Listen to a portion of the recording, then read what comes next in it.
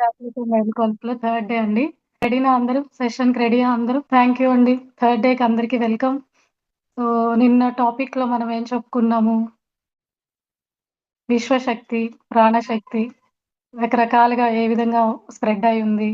మన దాంట్లో ఏ విధంగా అది డివిజన్ అయ్యి పంచ ప్రాణాలుగా ఉంది. వాటి యొక్క పనితీరుని బట్టే మన ఆరోగ్య స్థితి డిపెండ్ అయి ఉంటదని ఇవన్నీ మనం డిస్కస్ చేసుకున్నామండి. సో, ఇవాళ ఓకే. బావుంది. చక్కగా మనం విశ్వశక్తి తీసుకుంటున్నాం ప్రాణశక్తిగా. మంచిగా ధ్యానం చేస్తే ఇంత వస్తుంది మనకి శక్తి. కానీ ఈ శక్తి ఏ విధంగా కాపాడుకోగలుగుతున్నాము? ఏ విధంగా కాపాడుకుంటున్నాము? ఇది చాలా ఇంపార్టెంట్ టాపిక్ అండి. అందరం ధ్యానం చేస్తున్నాము. ఎన్నేళ్ల నుంచో చేస్తున్నాము. కానీ కొంతమందికి రిజల్ట్ కనపడకుండా ఉండుంటది. కొంతమందికి కనపడతది. అప్పుడేం చేయాలి? మనం తీసుకున్న శక్తి మనం ఎక్కడైనా వృధా చేస్తున్నామా? మనం ఏ విధంగా కాపాడుకుంటున్నాము? అన్నది డెఫినెట్‌గా తెలియాలండి అందరికి.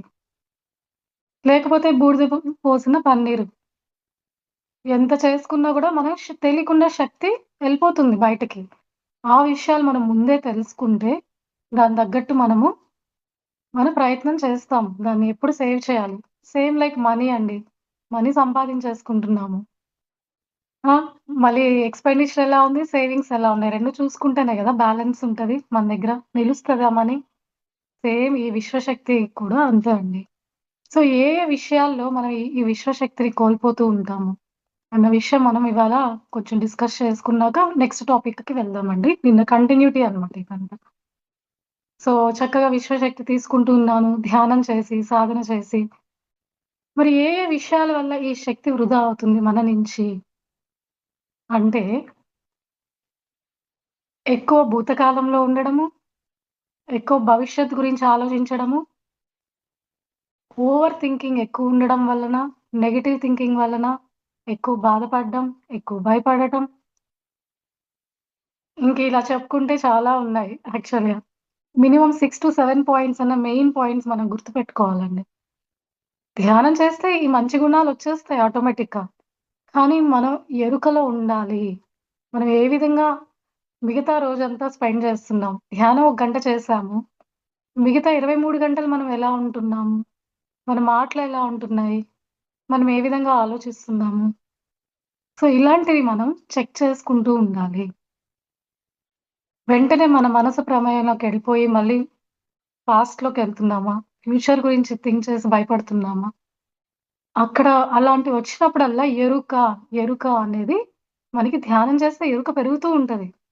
మరి ఈ మాయలో పడడం వల్ల మన భౌతిక ప్రపంచంలో ఉంటున్నాం గదండీ నిరంతరము. ఎప్పుడు మనం ఫ్లిప్ అయిపోతూ ఉంటాం. అదే ప్రాబ్లమ్. సో, ఈ ధ్యాన సాధన మనకి ఎరుకను పెంచుతూ ఉంటుంది ప్యారలల్‌గా. అందుకే రోజు ధ్యానం చేయాలి. నేను కొన్ని రోజులు చేశాను. మళ్ళీ గ్యాపొచ్చింది. ఏదో పనులున్నాయని చెప్పి, మళ్ళీ స్టార్ట్ చేయడము. అలా ఉండకూడదు. ఎవరైతే ఎవ్రీ డే చేస్తూ ఉంటారో, ఎరుక మనకి పెరుగుతదనమాట. దీనివల్ల మన విశ్వశక్తిని మనం కోల్పోకుండా ఉండడానికి హెల్ప్ అవుతది మనకి. అర్థమైందా అండి?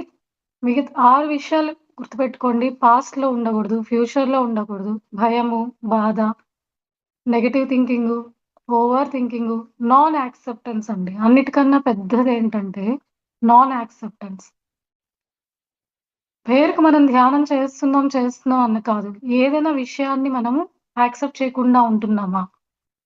మన రిలేషన్‌షిప్స్ కానివ్వండి, మనల్ని మనం యాక్సెప్ట్ చేసుకుంటున్నామా లేదా? మన సిట్యుయేషన్స్‌ని యాక్సెప్ట్ చేస్తున్నామా లేదా? ఇది చాలా ఇంపార్టెంట్. ధ్యానం చేస్తే వస్తది. యాక్సెప్టెన్స్ అనే గుణం పెరుగుతది. మళ్ళీ మాయ మనల్నెప్పుడూ బ్యాక్ పుల్ చేసేస్తదనమాట. సో, యాక్సెప్టెన్స్ ఉండాలి. కొంచెం ఇలాంటి గుణాలు ప్యారలల్‌గా ఎరుకతో గాని గమనించి మనము ఉంటే ఖచ్చితంగా మనం సంపాదించుకున్న శక్తి మన దగ్గరే ఉండి, మనకి రిజల్ట్ అనేది కనపడుతది. చాలామంది 2, 3 ఏళ్ల నుంచి చేస్తున్నాము. అయినా కూడా మాకేం తేడా లేదని అనేవాళ్ళు చాలామందున్నారు. అప్పుడు వాళ్ళకి మనము ఇది తెలియజేయాలి. మీరు ఏ విధంగా స్పెండ్ చేస్తున్నారు ఆ శక్తినంతా? మిగతా టైంలో మళ్ళీ ఎలా ఉంటున్నారు? మొమెంట్ టు మొమెంట్ అవేర్‌నెస్ అంటారు. ప్రతి క్షణం ఎరుకలో ఉండాలన్నమాట. లేకపోతే మనం తీసుకున్న శక్తి అంతా వృధా అయిపోతది. కుండ నిండా శక్తి పుంజుకుంటూ ఉంది. కానీ హోల్ పడాక మళ్ళీ ఆ శక్తి కుండ నుంచి వెళ్ళిపోతూ ఉంది. మనకు తెలియకుండానే. సో, ఈ 6 పాయింట్లు కనీసం చాలా ఉంటాయి. కనీసం ఈ 6 పాయింట్‌లైనా మనం గుర్తుపెట్టుకోవాలి. మళ్ళీ మన మీద సెల్ఫ్ లవ్ లేకపోవడం. స్వీయ ప్రేమ లేకపోవడం. మనల్ని మనం ఎప్పుడు దూషించుకోవడం. నేనింతేలే, నాకంత సీన్ లేదులే. అంటే సెల్ఫ్ డౌటు, సెల్ఫ్ లవ్ లేకపోవడము. ఓకే. ఆత్మన్యూన్యతా భావం. ఇవన్నీ కూడా చెక్ చేసుకుంటూ ఉండాలి అని చెప్తున్నా నేను. ఓకే. ఇంకొకటి అన్‌ఫుల్‌ఫిల్డ్ వర్క్స్ అంటారు. మీరేదో ఒక పని చేయాలనుకుంటారు. కానీ దాన్ని పోస్ట్‌పోన్ చేస్తూ ఉంటారు. పెద్ద ఇంపార్టెన్స్ ఇవ్వకపోవచ్చు. దీనివల్ల నాకు ప్రాబ్లమ్ ఏముంది అనుకుంటున్నాం మనం. కానీ ఏవైతే పనులు మనం చేయాల్సినవి చేయకపోతే అది నిరంతరం పోస్ట్‌పోన్ చేసుకుంటూ వెళ్తున్నామో, దానివల్ల గూడా మన విశ్వశక్తి వెళ్ళిపోతదనమాట మన నుంచి. ఓకే అండి. పాస్ట్‌లో ఉండడం, ఫ్యూచర్‌లో ఉండడం, ఓవర్ థింకింగు, నెగెటివ్ థింకింగ్, బాధ, దుఃఖం అదే భయము, ఇంకా మన మీద మనకు ప్రేమ లేకపోవడం, నాన్ యాక్సెప్టెన్స్‌లో ఉండడం అన్నిటికి. నేను ధ్యానం చేస్తున్నా అనేది కాదండి. అసలు ఈ మిగతా డేలో మనం ఎలా ఉంటాం అన్నది మొత్తం ఇక్కడ డిపెండ్ అయింది. కష్టపడి కూర్చుంటున్నాం మనం. సాధన చేస్తున్నాం, తీసుకుంటున్నాం. Be careful. సేమ్ మనీలాగే ఎలా స్పెండ్ చేస్తున్నాం మనం ఎనర్జీని అనేది చెక్ చేసుకుంటేనే మనకి రిజల్ట్ ఒస్తది. ఇప్పుడు మీరు చెక్ చేసుకోవాలి. ఏదైనా పనులు ఊరికే పోస్ట్‌పోన్ చేస్తున్నారా? దానివల్ల ఇంపాక్ట్ లేదనుకుంటున్నాం మనం. కానీ మన విశ్వశక్తి మన నుంచి వెళ్ళిపోతూ ఉంది. సో, ఈ పాయింట్స్ గుర్తుపెట్టుకోవాలండి. అంటే బిగినర్స్ ఇవన్నీ ముందే తెలుసుకున్నారనుకోండి, ఒక కాన్ఫిడెంట్‌తో చేసి అవేర్‌నెస్‌లో ఉంటారు. ఎరుకలో ఉంటుంటారు. ఓకే. ఇది బానే ఉంది. కానీ అలానే ఇంకెక్కడైనా కూడా ఎనర్జీ సపోర్టర్స్ ఏమన్నా ఉన్నాయా? ఆ విశ్వశక్తిని ఇంకే విధంగా గూడా మనం కాపాడుకుంటూ ఉండొచ్చు. ఆ విషయం గూడా తెలుసుకోవాలి. ఇప్పుడు సేవింగ్స్ మనీ మనం సేవింగ్స్ చేసుకుంటాం గదా! మనీ సంపాదించిన తర్వాత. ఇప్పుడు ఎక్స్‌పెండిచర్ గురించి మాట్లాడాము. సేవింగ్స్ గురించి మనం మాట్లాడుకోవాలి గదా! సో, ఇంకే విషయాలు మనం ఈ శక్తిని వృధా చేయకుండా మన దగ్గరే నిలవపెట్టుకోవచ్చు అంటే, అందుకే నేచర్‌లో స్పెండ్ చేయండి అంటారు. ప్రకృతిలో స్పెండ్ చేయండి. మీ విశ్వశక్తి ఖర్చవ్వదక్కడ. చిన్న పిల్లలతో ఆడుకోండి. 6-7 ఇయర్స్ లోపల పిల్లలతో ఆడుకోమని చెప్తారు. అందుకే అమ్మమ్మ, తాతయ్యలు ఎక్కువగా వచ్చి పిల్లలతో స్పెండ్ జేస్తాము. మేము వాళ్ళతో ఉంటే మాకు బావుంటుంది. మనకంటే వాళ్ళతో ఫుల్ టైమ్ ఉండి చిరాకొస్తుంటది. యాక్చువల్‌గా అయితే వాళ్ళతో స్పెండ్ చేసినప్పుడంట ఎంతో కొంత విశ్వశక్తి వాళ్ళ నుంచి గూడా మనం తీసుకుంటుంటా ఉంటాం. మన శక్తి ఖరాబవ్వదు. పిల్లలతో స్పెండ్ చేసినప్పుడు. చిన్న పిల్లలు. అంటే ఇంక స్కూల్ స్టార్ట్ అయ్యే ముందు ఇంట్లో ఉంటారు గదా! 4, 5 ఇయర్స్ వరకు. అలాంటి పిల్లల్ని అస్సలు దండించకూడదు మనం. వాళ్ళతో చక్కగా స్పెండ్ చేస్తూ ఉంటే శక్తి మన దగ్గరే ఉంటది. పిల్లలతో స్పెండ్ చేయడం. ఇంకా చక్కటి మ్యూజిక్ వింటూ ఉండాలి. మన పత్రిజీ సారు మ్యూజిక్‌కి చాలా ఇంపార్టెన్స్ ఇచ్చారు. అలా అన్ని మ్యూజిక్‌లు కాదండి. కొన్ని మెలోడియస్‌గా ఉంటాయి. మనం పీఎంసీ మ్యూజిక్ ఛానలే ఉంది. మనకి ఇనసొంపుగా ఉండే సంగీత వాయిద్యాలు, ఇన్‌స్ట్రుమెంటల్ మ్యూజిక్ ఇలాంటివన్నీ ఖాళీగా ఉన్నప్పుడు మీ మైండు ఎక్కడికో వెళ్ళకుండా మ్యూజిక్ ఆన్ చేసేసుకోవాలి ఇంట్లో. ఓకే. చక్కటి మ్యూజిక్ ఆన్ చేసుకొని ఎప్పుడు వింటూ ఉండడం. చెవులెప్పుడు ఓపెన్‌గానే ఉంటాయి మనం పెడితే గాని క్లోజ్ అవ్వవు. సార్ చెప్పారు ఎప్పుడు వింటూ ఉండాలి. మంచివి వింటూ ఉండాలి. అది మ్యూజిక్ కానీ, క్లాసెస్, వీడియోసు వీటికెప్పుడు గాలి పెట్టకూడదండి. వింటూ ఉండాలి ఏదో ఒకటి. ఇయర్ ఫోన్స్ పెట్టుకొని గాదు. బయటికెళ్తే తప్పదంటే పెట్టుకోండి. ఫ్రీగా ఎవ్వరు లేనప్పుడు ఇంట్లో ఉన్నప్పుడు వీడియోస్ వింటూ ఉండండి. మంచి జ్ఞానానికి సంబంధించిన వీడియోసు. లేదు అంటే చక్కటి మ్యూజిక్కు. ఇవి 2 కంటిన్యూ‌గా మీరు వింటూ ఉండండి. ఖాళీగా ఉన్నప్పుడు మైండ్‌ని డైవర్ట్ చేయకుండా మనము ప్రస్తుతంలో ఉండడానికి వీటి మీద ధ్యాస పెట్టాలి. చక్కటి మ్యూజిక్ వింటూ ఉంటే కూడా మన విశ్వశక్తి మన దగ్గరే ఉంటుంది. Music is a healing therapy అండి. మ్యూజిక్ నుంచి హీలింగ్ చేస్తారు. రకరకాల మ్యూజిక్కు రకరకాల ప్రాబ్లమ్స్‌ని హీల్ చేస్తదనమాట. మ్యూజిక్ నుంచి మ్యూజిక్ థెరపీ ఉంది. నేచర్ థెరపీ ఉంది. మీరు వినే ఉంటారు. ప్రకృతిలోకి వెళ్ళండి, కొన్ని రోజులు అట్లా స్పెండ్ చేసి రండని. మనం ట్రిప్స్‌కెళ్తూ ఉంటాం కదా! అలా రిలాక్స్ అంటే పచ్చని చెట్లు, పంట పొలాలు, పచ్చగా ఉండేటివి ఏవైనా చూస్తూ ఉంటే మన సైట్ గూడా ప్రాబ్లమ్ ఉంటే పోతదంట. ఎప్పుడు ఈ కళ్ళకి పచ్చదనాన్ని చూపిస్తూ ఉండాలంట కళ్ళకి. ఇలా ఎప్పుడు ఆ పచ్చదనంలో స్పెండ్ చేస్తూ, పచ్చదనాన్ని చూస్తూ ఉంటే విశ్వశక్తిని తెలియకుండా ఇంకా కొంత తీసుకుంటూ ఉంటాం. ఇంకా ట్రెక్కింగ్స్ చేయడము, మౌంటైన్స్ పైకెళ్ళడము, ట్రెక్కింగ్స్ చేయడము, ఫారెస్ట్‌లో వాక్ చేయడము, ఇవన్నీ కూడా విశ్వశక్తి. అంటే మనం కనెక్టెడ్‌గా ఉంటాం. మన నిజ స్థితితో కనెక్టెడ్‌గా ఉంటామంట. ఈ ప్రకృతిలోకి ఎప్పుడైతే బయటకొచ్చేస్తా ఉంటాం. సో, నెలకొక్కసారైనా ఇలాంటి ప్లేసెస్‌కి వెళ్ళాలి. ప్రకృతి విహారం చేస్తూ ఉండాలి. ప్రకృతితో సహజీవనం ఇప్పుడు ట్రిప్స్ కూడా చాలా వేస్తున్నారు. మన పీఎంసీ ఛానల్ వాళ్ళు కూడా చాలా మంది గురూజీలు కూడా ఇట్లా ట్రెక్కింగ్స్ అని, టూర్‌లని వేస్తూ ఉన్నారు. నేచర్‌లో ధ్యానం చేద్దాము అనేసి. సో, అక్కడికెళ్ళినప్పుడు కూడా మనం ధ్యానం చేసుకోవచ్చు. ఓకే అండి. నేచర్‌లో స్పెండ్ చేయడము, చక్కటి మ్యూజిక్ ఎప్పుడు వింటూ ఉండడము, చక్కటి జ్ఞానంకి సంబంధించిన ఇస్తూ ఉండడం, ఈ చెవులకి ఆహారము, చిన్న పిల్లలతో స్పెండ్ చేయడము, ఇంకా పిరమిడ్స్‌ని యూజ్ చేసుకోవడం. పిరమిడ్స్. ఓకే.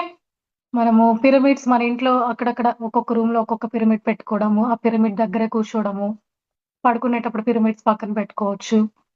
సో, ఇవన్నీ ఏంటంటే మనకి ఎనర్జీని వృధా అవ్వకుండా ఇవన్నీ హెల్ప్ చేస్తూ ఉంటాయన్నమాట. పిరమిడ్స్. తెలుసు కదండీ మీకందరికి పిరమిడ్స్ గురించి? మనమంతా పిరమిడ్ మెడిటేషన్ చేస్తున్నాం. పిరమిడ్స్ స్పిరిచ్యువల్ సొసైటీ మూవ్‌మెంట్‌లోనే ఉన్నాము. సో, పిరమిడ్స్‌ని వాడుకుంటూ ఉండాలి.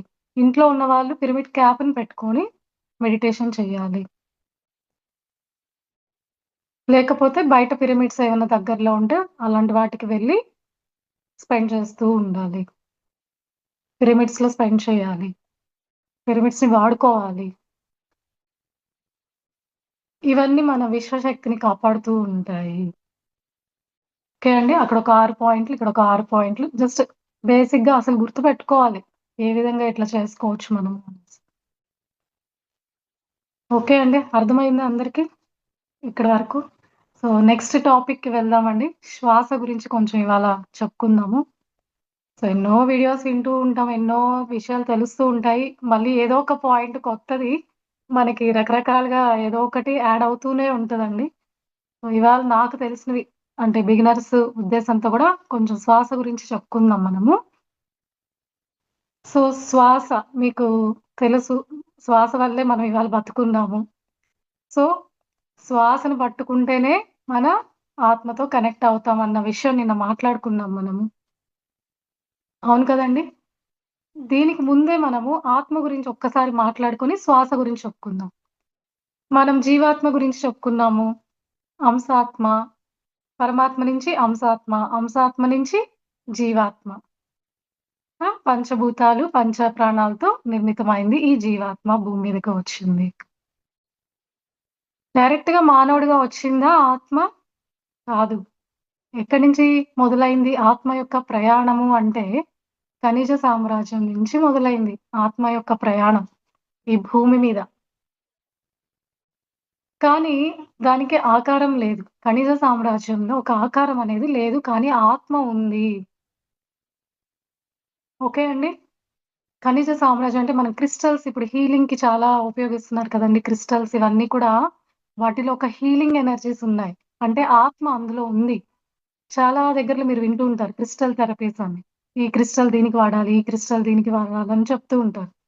ఎందుకంటే ఆత్మ యొక్క ప్రయాణం అక్కడి నుంచి స్టార్ట్ అయింది. అక్కడ కూడా ఎంతో కొంత హీలింగ్ ఎనర్జీస్ ఉన్నాయన్నమాట. రాళ్ళు, రప్పలు, మౌంటైన్స్ వీటన్నిటిలో కూడా ఆత్మ ఉంది. మనమందరం అక్కడి నుంచి స్టార్ట్ చేసాం మన జర్నీని. అర్థమైందా అండి?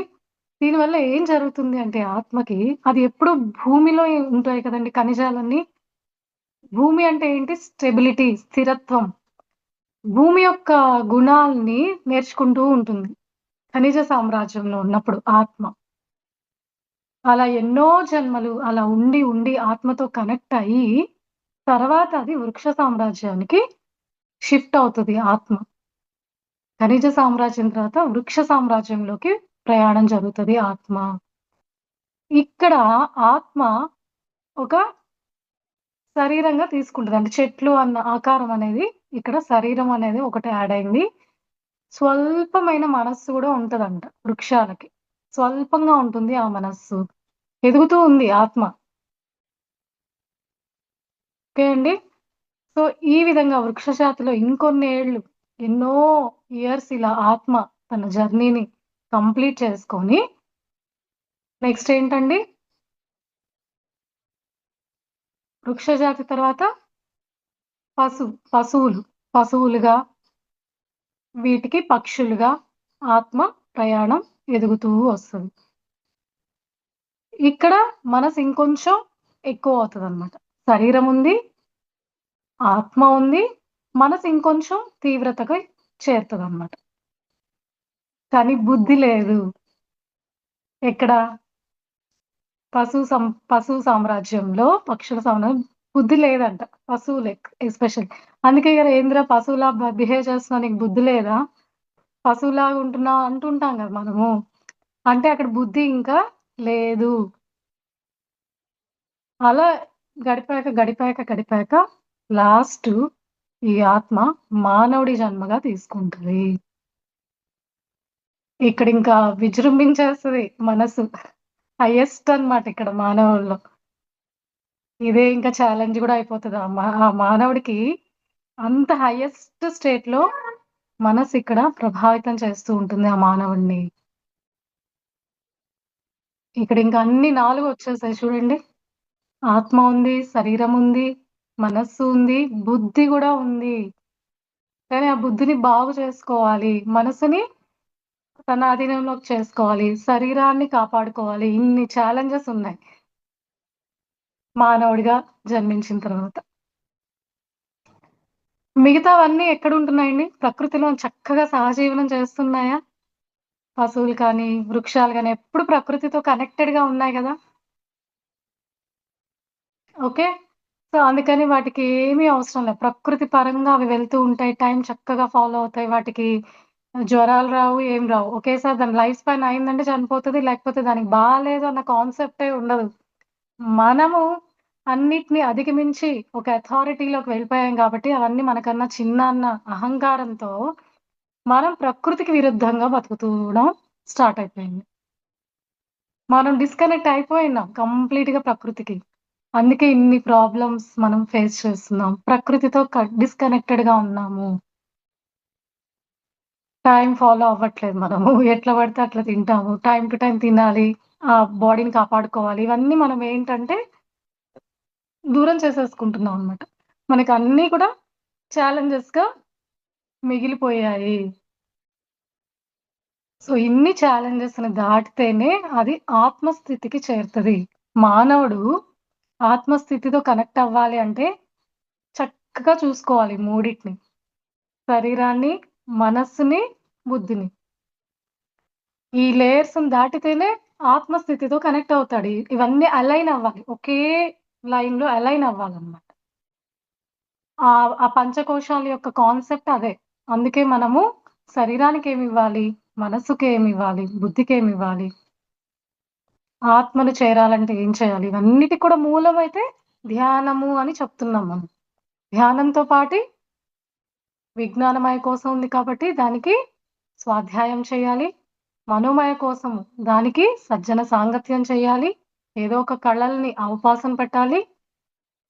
సో, ఇవన్నీ కూడా చేసుకుంటూ ధ్యానం అన్నిటికి శుద్ధి చేస్తది. అన్ని బాడీస్‌ని శుద్ధి చేస్తది.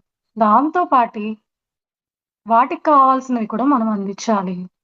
అవే ఈ స్వాధ్యాయం, సజ్జన సాంగత్యం ఇంకా సేవ. ఆత్మ పరిపక్వత చెందాలి అంటే, ఆత్మ చైతన్యం పెరగాలంటే, ఆత్మ పురోగతి అవ్వాలి అంటే, ఏదో ఒక సేవలో మనం ఉంటూ ఉండాలి. మన సార్ చెప్పారు కదా! తన్‌మన్, ధన్. ఓకే. ఎక్కడైనా జరుగుతుంటే మన వంతు సహాయం చేయడం. Physical help. మన ఎనర్జీని అక్కడ ఉపయోగించడం. లేదంటే ఇట్లా విజ్డమ్ షేరింగ్ చేయడం. మనకు తెలిసిన జ్ఞానాన్ని 10 మందికి పంచడము. లేదు అంటే ధన సహాయం చేయడము. ఆధ్యాత్మిక సంస్థలకి ధన సహాయం చేయడము. భౌతిక ప్రపంచానికి సంబంధించిన సేవల గురించి నేను చెప్పట్లేదు. ఆధ్యాత్మిక సేవల గురించే మాట్లాడుతున్నాం. మనమంతా ఇప్పుడు ఆధ్యాత్మిక ప్రపంచం గురించి డిస్కస్ చేస్తున్నాం. 2 రకాల సేవలున్నాయి. భౌతిక సహాయాలున్నాయి. ఆధ్యాత్మిక శాస్త్ర సేవలు. 2 రకాలుగా ఉంటాయి సేవలు కూడా. ఆత్మ ఎదగనంత వరకు భౌతికంగా సహాయాలు చేస్తూ ఉంటారు. మనం చూస్తున్నాం కదా! డబ్బు సహాయం చేస్తారు లేని వాళ్ళకి, ఇల్లు సహాయం చేస్తారు, బట్టలిస్తుంటారు, అన్నదానాలు చేస్తుంటారు. ఇవన్నీ కూడా మంచివే. ఆత్మ స్థితిని బట్టి ఆ లెవెలే ఆగిపోతుంది ఆత్మ. అవన్నీ ఏంటంటే, ఈ జన్మ వరకు మన శరీరం నుంచి ఆ శరీరంకి మనం హెల్ప్ చేస్తున్నాం. ఓన్లీ శరీరం టు శరీరం జరుగుతుంది. ఈ భౌతిక సహాయాలన్నీ కూడా. దీనికన్నా మించింది ఏదైనా ఉంది అంటే, ఇదే ఆధ్యాత్మిక శాస్త్ర సేవ. ఇక్కడ మనం మన ఆత్మ నుంచి వారి ఆత్మ ఎదుగుదల కోసం మనం ఇక్కడ హెల్ప్ చేస్తున్నాము. ఇది వాళ్ళకి జన్మ జన్మలు క్యారీ అవుతదనమాట. అందుకని అన్నిటికన్నా ఉన్నతమైన సేవ ఏదైనా ఉంది అంటే ఆత్మ సహాయం చేయాలి. వారి ఆత్మ ఎదుగుదలకి మనం ఎంతో కొంత కృషి చేయాలి. అలాంటి ప్రోగ్రామ్స్‌కి ఆత్మ పురోగతికి సంబంధించిన కార్యక్రమాలకి మనం సహాయం చేయాలి. అది 3 రకాలుగా తన్, మన్, ధన్. సో, అన్నిటికన్నా హైయెస్ట్ ఏంటంటే ఆధ్యాత్మిక శాస్త్ర సేవ. ఎందుకంటే మనం ఆత్మ దగ్గరికి వెళ్ళిపోతున్నాము. చాలామంది మనల్ని అడగొచ్చు. మీరెప్పుడు వాటికే సహాయం చేస్తారా? ఇట్లా బయట వాటికి మనీ స్పెండ్ చెయ్యరా? అంటే వాళ్ళ స్థితి వేరు కాబట్టి మనం మౌనంగా ఉండాలి. చెయ్యకూడదని గాదు. ఒకవేళ చెయ్యాలనిపిస్తే నష్టమైతే లేదు. పుణ్యకర్మలు యాడ్ అవుతాయి. కానీ అది ఈ జన్మ నుంచి నెక్స్ట్ జన్మ పుణ్యం అనేది ఖాతాలో యాడ్ అవుతది మీకంతే. పుణ్యకర్మల కింద యాడ్ అవుతుంది. మంచిదే. కానీ దానికన్నా ఉన్నతమైన సేవ ఇప్పుడు మనకు తెలిసినప్పుడు మనం ఎక్కువ దీనికి మనం ఫోకస్ చేయాలన్నమాట. అప్పుడు చక్కగా వాళ్ళ జన్మలకి ఆ సహాయం మనం చేసిన వాళ్ళమవుతాము. అది క్యారీ చేసుకుంటూ వెళ్తారు. మిగతా 4 బాడీస్‌కి కదా మనం హెల్ప్ చేస్తున్నాం ఇక్కడ. భౌతిక శరీరం కాదు గదా! వాళ్ళ ఆత్మ జ్ఞానానికి మనం సహాయం చేస్తున్నాము. ఆత్మ పురోగతికి సంబంధించిన కార్యక్రమాలలో మనం ఇన్వాల్వ్ అవుతున్నామంటే, అలాంటి సేవ ఉన్నతమైనది. సో, 2 సేవలుంటాయి. ఇది గూడా మీరు గుర్తుపెట్టుకోవాలి. మీ ఎనర్జీ గూడా మంచిగా సేవ్ అవుతూ ఉంటుంది. విశ్వశక్తి ఇక్కడ గూడా మీరు ఎలాంటి వాటికి స్పెండ్ చేస్తున్నారు అన్న దాని మీద గూడా డిపెండ్ అయి ఉంటుంది. ఖర్చవ్వడం అనేది. ఓకే అండి. మీ మనీ అనేది ఎక్కడ స్పెండ్ చేస్తున్నారో ఎరుకలో ఉండాలి. అలా మనీ అనేది గూడా ఒక ఎనర్జీ. అక్కడ కూడా మనం విశ్వశక్తిని తెలియకుండా స్పెండ్ చేస్తున్నాము. That is also energy. ఇది కూడా ఎనర్జీ అన్నమాట. ఓకే అండి.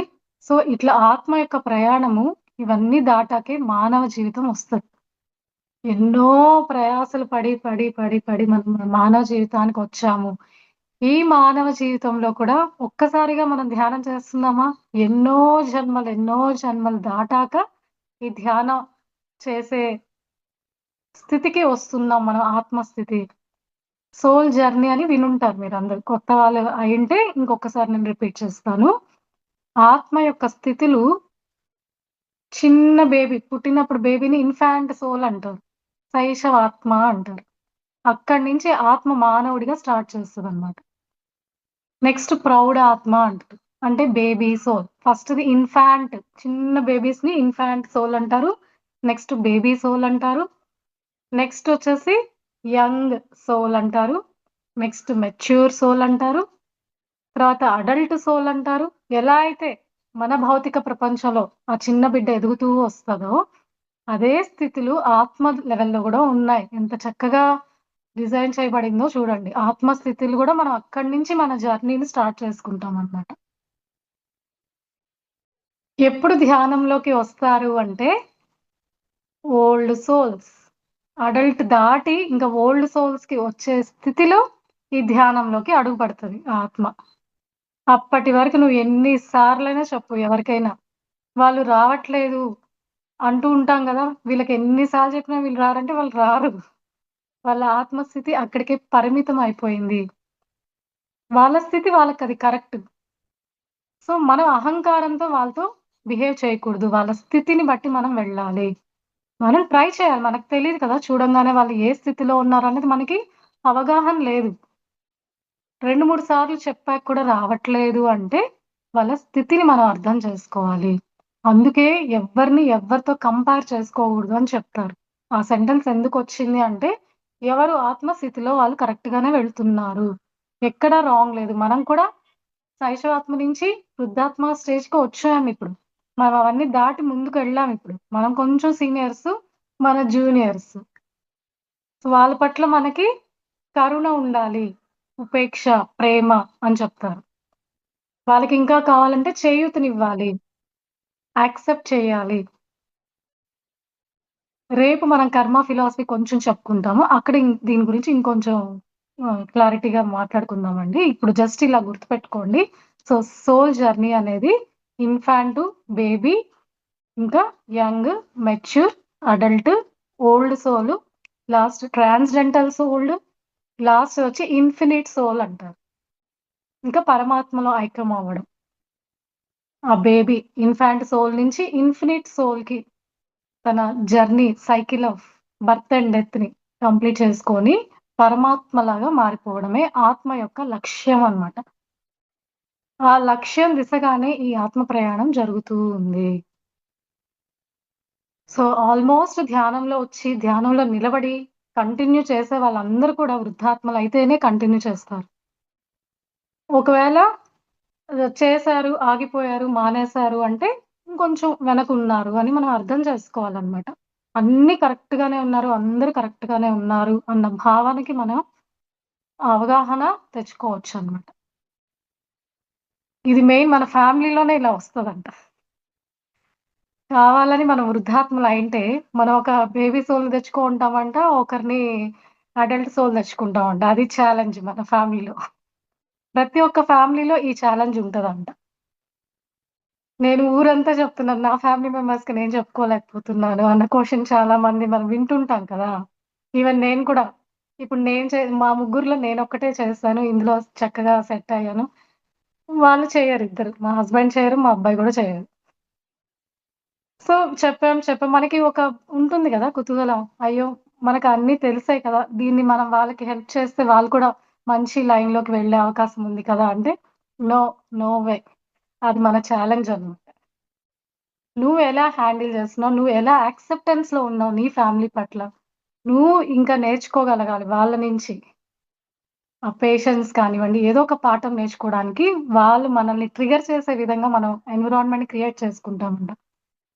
రకరకాలుగా ఎన్నో విషయాల్లో వాళ్ళు మనల్ని ట్రిగ్గర్ చేస్తారు. ఎప్పుడు ఫ్యామిలీలో ఉంటూ ఉంటాయి గదండీ! వెరీ కామన్ ఇది. అక్కడ మనకి ఎరుక ఉండాలి. సో, వీళ్ళు జూనియర్స్, మనం సీనియర్స్ అన్నమాట ఇప్పుడు. సో, వాళ్ళని ఏ విధంగా మనం చూసుకోవాలి? ఇంకా ప్రేమను పంచాలి, చక్కగా చూసుకోవాలి, అన్నిటిని యాక్సెప్ట్ చేయాలి. మళ్ళీ అది వీక్‌నెస్‌గా మారకుండా వాళ్ళకి కనపడాలి. మళ్ళీ యాక్టింగ్ గూడా చేయాలి మనం. ఎందుకంటే వాళ్ళకి ఆత్మజ్ఞానం లేదు కదా! మనకుంది. వాళ్ళకి ఆత్మజ్ఞానం లేదు.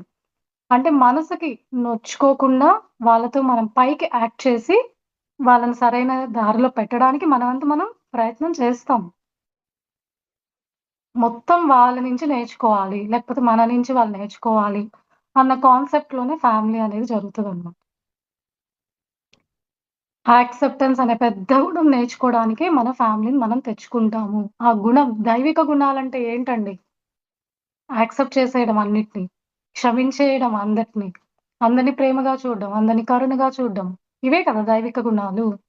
మనం తప్పులు చేసేసి టెంపుల్‌కెళ్ళి అడుగుతాం గదా! క్షమించు దేవుడా! నేను తప్పు చేసేసానని మనకి నమ్మకం దేవుడి దగ్గరికెళ్ళి చెప్పుకుంటున్నామా లేదా? అంటే అదొక దైవిక గుణం. క్షమించడం అనేది దైవిక గుణం. అది ఇప్పుడు నీలో ఉందా లేదా నీ ఫ్యామిలీ పట్ల?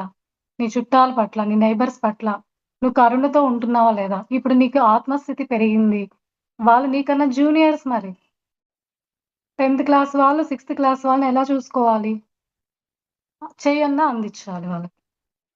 వాళ్ళని మనము దండించడానికే లేదంట. మన తెలివితేటలతో వాళ్ళని మంచిగా రావడానికి మన వంతు మనం కృషి చేస్తూ ఉంటాం. కానీ అది మనసుకు తీసుకోకుండా చేయాలంట మనం. అంతా తెలుసు కదా నీకు. ఇప్పుడు ఆత్మజ్ఞానంతో ఉన్నావు. ధ్యానం చేస్తున్నావు. ఇలా ఈ 2 చేయడం వల్ల ఆత్మజ్ఞానము, ధ్యానము నిరంతరం మనం చేయడం వల్ల మనకి మన ఆరా ఏదైతే ఉంటదో, ఆ ఆరాలో చైతన్యం పెరగడం వల్ల ఎంతో కొంత మన ఇన్‌ఫ్లుయెన్స్ చేయగలుగుతామంట మన ఫ్యామిలీ మెంబర్స్‌ని. సో, అదంతా కూడా మన చేతిలోనే ఉంది. సో, మనలో మార్పే వాళ్ళలో మార్పొస్తదంట. వాళ్ళు మారాలి, మారాలని అప్పుడు మనం ఇంక వెయిట్ చేయము. మనలో మార్పు ఎప్పుడైతే వాళ్ళు చూస్తారో మన ఫ్యామిలీ వాళ్ళు, నిజమైన మార్పు వాళ్ళైతే చూడగలుగుతారో, అప్పుడు వాళ్ళలో మార్పొచ్చే అవకాశం ఉంది. కానీ మనం ఏది ఎక్స్‌పెక్ట్ చేయగూడదు. వాళ్ళు మారాలి, వాళ్ళ వల్ల నాకిలా అయిపోతుంది. వాళ్ళ వల్ల నేను ఇలా ప్రాబ్లమ్‌ని ఫేస్ చేస్తున్నాను. వాళ్ళిలా చేయడం వల్ల నేనిలా అయిపోతున్నాను. అస్సలు ఫూలిష్‌నెస్ అంట అండి. అస్సలలా ఆలోచించకూడదంట. మనం ఉన్నతాత్ములము. వాళ్ళని క్షమించగలగాలి. వాళ్ళని యాక్సెప్ట్ చేయాలి. వాళ్ళ స్థితిలో వాళ్ళు కరెక్ట్‌గా ఉన్నారు. ఆ స్థితి నుంచే నేను గూడా ఇవాళ ఇట్లా ఎదిగి ఉన్నాను అన్న ఎరుకలో మనం వాళ్ళని డీల్ చేస్తూ ఉండాలి. డే టు డే లైఫ్‌లో. ఇదంతా ఇంకొంచెం రేపు కర్మ ఫిలాసఫీలో చెప్పుకుందామండి రీజన్స్ అన్నీ. ఓకే. సో, ఇప్పుడు అర్థమైంది గదండీ! సోల్ జర్నీ ఈ విధంగా జరుగుతూ ఉంటది. ఇప్పుడు మనము మన ఈ చక్రాల గురించి కొంచెం మాట్లాడుకుందాం. మనం ప్రాణమయ కోశాల దగ్గరికొచ్చేద్దాం. మన ప్రాణమయ కోశానికి కూడా పోషణ ఇవ్వాలి. అది ధ్యానం అనే పద్ధతిలో ఆ ఎనర్జీని మనం తీసుకుంటాము. అదే పోషణ ప్రాణమయ శరీరం. ఎనర్జీ బాడీ, ఎథెరిక్ బాడీ అంటారు ఇంగ్లీష్‌లో. ఓకే. సో, మెయిన్ అంతా ఇక్కడే ఉందండి. ఈ ప్రాణమయ కోశంలోనే మొత్తం మన ఆహ్, కర్మల యొక్క బ్లాక్స్ అన్నీ కూడా ఉంటాయి. ఈ ప్రాణమయ కోశంలో ఈ శరీరంలో రెండవ శరీరంలో నాడీ మండలం అనేది ఉంటది. మనం ప్రతి జన్మ తీసుకుంటూ వచ్చాము. శరీరం మారుతుంది. కానీ మిగతా 4 శరీరాలు మాత్రం పాతవే మనతో క్యారీ అవుతూ ఉన్నాయన్నమాట. అందువల్ల మన పాస్ట్ కర్మలు మనం పాస్ట్‌లో ఏమేమి భూతకాలంలో అంటే మన పాస్ట్ జన్మల్లో ఏ ఏ కర్మలు చేసున్నామో, మంచి కర్మలు చేసుకున్నామో, చెడు కర్మలు చేసుకున్నామో అన్ని చిట్టా మొత్తం కూడా తీసుకొచ్చేసాం మనం. నెక్స్ట్ బర్త్‌కి క్యారీ చేసుకుంటూ వస్తున్నాం మనం ఇప్పటికి కూడా. వాటి ప్రభావమే మన అనారోగ్యాలు గూడా ఇప్పుడు చూస్తున్నామంటే, అవి మన ప్రాణమయ శరీరంలో ఉన్నాయి ఆల్రెడీ. మనం తెచ్చుకుంటున్నాం. శరీరాన్నొక్కటే మనం ఫ్రెష్‌ది తెచ్చుకున్నాం. ఈ 4 శరీరాలన్నీ కూడా అవే క్యారీ చేస్తున్నాయి. మనసు అదే ఉంటుంది. అదే బుద్ధితో మనం అదే ఆ జర్నీలోనే ఉంటామనమాట. సో, ఆ నాడీ మండలం అంతా కూడా పూర్తిగా పాస్ట్ కర్మల యొక్క ప్రభావంతో బ్లాక్స్ ఉంటాయి. నాడీ మండలం అంతా కూడా బ్లాక్స్‌తో నిండి ఉంది. కొన్ని రోజులకి ఏం జరుగుతదంటే, అక్కడి నుంచి ఫిజికల్ బాడీకి షిఫ్ట్ అవుతది. దాన్ని మనం క్లియర్ చేసుకోకపోతే, ఆల్రెడీ మన ప్రాణమయ శరీరంలో ఉన్న బ్లాక్స్ అన్నిటిని క్లియర్ చేసుకోకపోతే, దాని ఎఫెక్టే ఫిజికల్ బాడీ పైకొస్తది. బ్లడ్ టెస్ట్‌కెళ్ళేదాకా మనకి తెలీదు. ఫిజికల్ బాడీకొచ్చేదాకా మనకి అర్థం కాదనమాట. ఆల్రెడీ మన ప్రాణమయ శరీరంలో ఏదైతే జబ్బు రావాలో, ఆల్రెడీ ప్రాణమయ శరీరంలో ఉంది. ఇన్ఫర్మేషన్ ఉంది ఆల్రెడీ. దాన్ని మనం క్లియర్ చేసుకోకపోతే స్లోగా ఏ టైంకి ఏది రావాలో బయటకొచ్చేస్తది. ఫిజికల్ బాడీకి వచ్చేస్తది. అందుకే ఈ ధ్యానం యొక్క ఇంపార్టెన్స్ మనకిప్పుడు అర్థమవుతది. నిరంతరం ఎవ్రీడే ధ్యానం చేయడం వల్ల శక్తిని కాపాడుకుంటూ చక్కగా ఎరుకైన జీవితం జీవించడం వల్ల ఏం జరుగుతదంటే, ఈ నాడీ మండలం శుద్ధి జరుగుతుంది. ఈ విశ్వశక్తి ఏదైతే మనం తీసుకుంటూ ఉన్నామో నిరంతర ఎవ్రీడే ధ్యానంలో అంచెలంచెలుగా కొంచెంగా అది శుద్ధి చేస్తూ ఉంటుంది మనం నాడీ మండలాన్ని. ఆ బ్లాక్స్‌ని క్లియర్ చేస్తూ ఉంటది. అది దాని పని. ఏదైనా వచ్చేదుంటే కూడా మనము ప్రాణమయ శరీరంలోనే క్లియర్ చేసేసుకోవచ్చనమాట. నిరంతర ధ్యానం సాధన చేస్తూ ఉంటే. అది ఫిజికల్ బాడీకి చేరకుండా గూడా మనం కాపాడుకుంటూ ఉండొచ్చు మనం. అర్థమైందా అండి? ఈ ప్రాణమయ శరీరంలోనే మనకి చక్రాలు ఉంటాయని విన్నాం. విన్నారా అందరూ? చక్రాలు మూలాధార, స్వాదిష్టాన, మణిపూరక, అనాహత, విశుద్ధ, ఆజ్ఞ, సహస్రార స్థితి. ఇవన్నీ ఏంటి అంటే ఎనర్జీ కూడుళ్ళు, నాడుల కూడుళ్ళు అంటారు. ఈ నాడీ మండలం అంతా 2,72,000 నాడులతో నిర్మింపబడి ఉంటుంది ఈ ప్రాణమయ శరీరము. ఇన్ని నాడుల్లో కొన్ని నాడులు ఇలా ముడులు కట్టి ఒక్కొక్క పొజిషన్‌లో ఉంటాయన్నమాట మన బాడీలో. ఆ ఎనర్జీ కూడళ్ళనే చక్రాలు అంటారు. ఎనర్జీ సెంటర్స్ అంటారు. ఇప్పుడు నాడీ మండలంలో బ్లాక్స్ ఉన్నాయంటే, ఒక్కొక్క చక్రాలలో బ్లాక్స్ ఉన్నాయని మనం అర్థం చేసుకోవాలి. ఇప్పుడు నిరంతరం ధ్యానం చేయడం వల్ల ఏం జరుగుతది అంటే, ఏదైనా చక్రాలలో బ్లాక్స్ ఫార్మ్ అయ్యుంటే, అవి క్లియర్ అయిపోతూ ఉంటాయి. మనకి ఆ అనారోగ్యం సమస్య నుంచి మనం బయటపడుతూ ఉంటాం. నిన్న మనం పంచ ప్రాణాల గురించి మాట్లాడుకున్నాం కదా! ఆ పంచ ప్రాణాలు చక్కగా అన్నిటికి సమానంగా దాని పనులు అవి జరగడానికి ప్రాణవాయువుని ఎలా అయితే సంచారిస్తుందో ప్రాణశక్తి నుంచి, అవి ఒక్కొక్క చక్రం దగ్గర ఒక్కొక్క ప్రాణవాయువు ఉంటదనమాట. ఇప్పుడు మూలాధార అన్నారు కదా! మూలాధార చక్రంలో ఏంటి పంచవాయువులో ఒక ప్రాణవాయువు ఏది అంటే, అపాన వాయువు ఉంటదంట. అపాన వాయువు కరెక్ట్‌గా అక్కడ సంచారం చేయకపోతే, మూలాధారం చక్రంలో బ్లాక్స్ ఒస్తాయి. ఈ అపాన వాయువు దేనికని చెప్పుకున్నాము? ఎక్స్‌క్రీషన్‌కి, ఎలిమినేషన్‌కి. మనం తిన్నదంతా వ్యర్థ పదార్థాలంతా బయటకు వెళ్ళిపోవడానికి సంబంధించిన పని అది చక్కగా నిర్వర్తిస్తూ ఉంటది. చెమట పట్టడం, చెమట ద్వారా. ఓకే. యూరినేషన్ ద్వారా. ఇవన్నీ ఏదంటే చెత్త మన బాడీలో నిలువ ఉంటుంది. అదంతా బయటకి పంపించే ప్రక్రియ దానికి ఉపయోగపడే పంచవాయువుల్లో ఒకటి అపాన వాయువు. అది ఎక్కడుంటదండి? మూలాధార చక్రంలో స్థితి అయుంటుంది ఈ పంచవాయువు. అంటే ఆ కనెక్షన్ నేను చెప్తున్నా ఇప్పుడు మీకు. ఏ చక్రం దగ్గర ఏ వాయువు దాని పనితీరు చేసి ఆ బ్లాక్స్ క్లియర్ చేస్తదో ఈ వాయువుల ద్వారా ఈ ప్రాణవాయువు సంచారం వల్ల అక్కడ బ్లాక్స్ క్లియర్ అయిపోతూ ఉంటాయి. ఇప్పుడు మీరు అనలైజ్ చేసుకోవచ్చు. మీకేదైనా ప్రాబ్లమ్ ఉంది అంటే ఇక్కడ అపాన వాయువులో తేడా ఉంది. నాకు ఈ ప్రాబ్లమ్ ఉంది. ఎక్స్‌క్రిషన్ సరిగ్గా లేదు. ఎలిమినేషన్ ప్రాసెస్ సరిగ్గా లేదు. ఇలా మనం మ్యాచ్ చేసుకోవచ్చనమాట. నెక్స్ట్ స్వాదిష్టాన. స్వాదిష్టానలో ఏ వాయువు ఉంది అంటే, సరే మనం పైనుంచి చెప్పుకుందామండి. సో, ప్రాణవాయువు ఫస్ట్‌ది. ప్రాణవాయువు ఎక్కడ ఉంటదంటే, అనాహత చక్ర దగ్గర స్థితి అయి ఉంటుంది పంచవాయువులో. ప్రాణవాయువు. ప్రాణ, అపాన, వ్యాన, సమాన, ఉదాన. ఫస్ట్‌దేంటండి? అనాహత చక్ర దగ్గర. అంటే ఇక్కడ లంగ్స్ ఉంటది, హార్ట్ ఉంటది. ప్రాణవాయువు చక్కగా సంచారం జరిగితే, ప్రాణశక్తి అక్కడ వెళ్తే, మనకి రెస్పిరేటరీ ప్రాబ్లమ్స్ అన్నీ కూడా క్లియర్ అయిపోతాయి. అంటే upper respiratory tract infections, lung problems రాకుండా, హార్ట్ ప్రాబ్లమ్స్ ఇవన్నిటి కూడా ఫుల్ స్టాప్ పెట్టాలంటే మనకిక్కడ ప్రాణవాయువు సంచారము, పంచ ప్రాణాల్లో ఉన్న ప్రాణవాయువు చక్కగా సంచారించాలిక్కడ. లేకపోతే అక్కడ బ్లాక్స్ ఒస్తాయి. అలానే హార్ట్ ప్రాబ్లమ్స్, అనాహత చక్ర లంగ్స్ ప్రాబ్లమ్, హార్ట్ ప్రాబ్లమ్స్ ఉన్నాయంటే అక్కడ ప్రాణవాయు సంచారం సరిగా లేదు. పంచ ప్రాణాల్లో ఒకటైన ప్రాణవాయు సంచారం సరిగా లేదు. నెక్స్టు సమాన వాయువు. ఇది మణిపూరక చక్రంలో స్థితి అయుంటుంది. సమాన వాయువు దేనికి అంటే డైజెషన్‌కి, సర్క్యులేషన్‌కి, బ్యాలెన్సింగ్‌కి, నరిషింగ్‌కి అంటారు.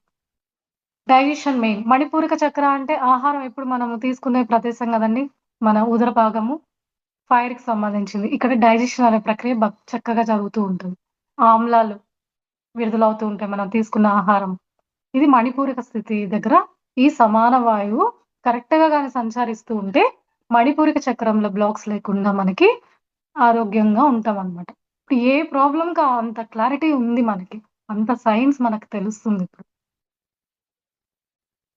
అర్థమైందా అండి? ఇంకా ఉదాన, ఉదాన వాయువు విశుద్ధ చక్ర దగ్గర సంచారం చేస్తుంటది. చక్కగా మీరు ధ్యానం చేస్తే ఉదాన వాయువు యొక్క పనితీరు విశుద్ధ చక్రం దగ్గర బాగా చక్కగా పనిచేసి, ఈ ఉదాన వాయువు ఏం చేస్తదంటే అప్పర్ సెన్సెస్ యొక్క హెల్త్‌కి కాపాడుతూ ఉంటదనమాట. కళ్ళు చూస్తున్నాయి, వింటున్నాం, మాట్లాడుతున్నాం. ఆ! ఈ 5 సెన్సెస్ యొక్క కదలికలు, ఆ మెమరీ పవరు ఇవన్నీ కూడా చక్కగా ఉండాలంటే మనకి ఉదాన వాయువు హెల్ప్ చేస్తుంది. ఇంకొకటి వ్యాన. వ్యాన అనేది ఆజ్ఞా చక్ర దగ్గర స్థితి అయి ఉంటుంది. ఓకే అండి. అలా ఒక్కొక్కటి ఒక్కొక్క పని చేసుకుంటూ ఆ యొక్క భాగాల్లో మనకి బ్లాక్స్ ఉంటే, ఆ యొక్క పనితీరు మనకి సరిగా లేకపోతే అక్కడ అనారోగ్యం అంటున్నాం మనం. అన్నిటికి పంచప్రాణాలన్న పేరు చూడండి ఎలా వచ్చిందో. పంచప్రాణాలు. అవి పంచప్రాణాలనమాట. మనం పిల్లల్ని ఎప్పుడు మన పంచప్రాణాలని మనం బోధిస్తూ ఉంటాం వాళ్ళకి. అది గాదు. మనలో ఉన్న పంచప్రాణాలని మనం కాపాడుకోవాలనమాట ఇప్పుడు. ఎవరి పంచప్రాణాల్ని వాళ్ళు చక్కగా నిర్వర్తించుకుంటూ ఉండాలి. ఆ ప్రాణవాయువు, ఆ ప్రాణశక్తి సంచారం చక్కగా చేసేలాగా ధ్యానంతో మనం వాటిని నెరవేర్చుకుంటూ ఉండొచ్చు. సో, ఆజ్ఞా చక్ర దగ్గర ఉండేది తలకి సంబంధించిన బ్రెయిన్‌కి సంబంధించిన ప్రాబ్లమ్స్, ఎక్కువ హెడేక్‌లు అలా. దానికి సంబంధించిన ఐ ప్రాబ్లమ్స్ ఇవన్నీ కూడా లింక్ అన్నమాట. ఇంకా ఒకదానికొకటి లింక్ అక్కడ పైకి వెళ్ళే కొద్దీ. అర్థమైందా అండి?